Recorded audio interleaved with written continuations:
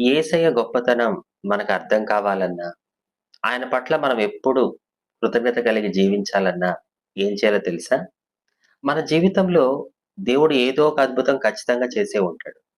ఒకవేళ ఆ అద్భుతం మన జీవితంలో జరగకపోయి ఉంటే, ఏం జరుగుతుందో ఒక్కసారి ఆలోచించుకుంటే, అప్పుడు మనకి యేసయ్య గొప్పతనం అర్థమవుతుంది.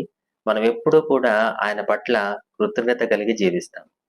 నేనొకరోజు ఒక ప్రాంతానికి మీటింగ్‌కెళ్ళినప్పుడు, ఇంకొక 2, 3 గంటల్లో మీటింగ్ స్టార్ట్ అవుతుందనగా పెద్ద వర్షం.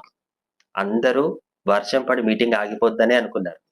కానీ దేవుని కృప వల్ల కొంచెం సేపు ఆ వర్షం పడి ఆగిపోయింది. తర్వాత మీటింగ్ చాలా అద్భుతంగా జరిగింది.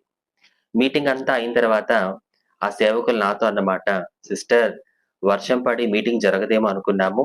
కానీ దేవుడు అద్భుతంగా మీటింగ్ జరిగించాడు" అని.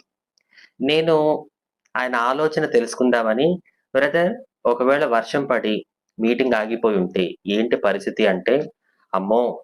సిస్టర్, అలా గనక జరిగితే చాలా మంది చాలా రకాలుగా మాట్లాడేవాళ్ళు. ఎప్పుడు అవకాశం దొరుకుతుందా మమ్మల్ని నిందిద్దామని చెప్పి ఈ ప్రాంతంలో చాలా మంది ఎదురు చూస్తున్నారు. వాళ్ళందరికీ ఇదొక అవకాశంగా దొరికేది. కానీ దేవుడు అలా చేయనివ్వలేదు. యేసయ్య చాలా గొప్ప దేవుడు సిస్టర్" అని. అప్పుడు దేవుడు నాకు బయలుపరిచిన విషయం ఏంటంటే, యేసయ్య గొప్పతనం మనకర్థం కావాలంటే, ఆయన మన జీవితంలో చేసిన అద్భుతం ఒకవేళ జరగకపోయి ఉంటే, దానివల్ల మనం ఎదుర్కోవాల్సిన పరిస్థితులు, పరిణామాలు ఒక్కసారి ఊహించుకుంటే, అమ్మో! ఆ విధంగా జరగకుండా దేవుడు మనల్ని కాపాడాడు కదా అని చెప్పి, మనం దేవుడు చేసిన కార్యాన్ని గుర్తు చేసుకున్నప్పుడు, అప్పుడు మనకి యేసయ్య గొప్పతనం అర్థమవుతుంది.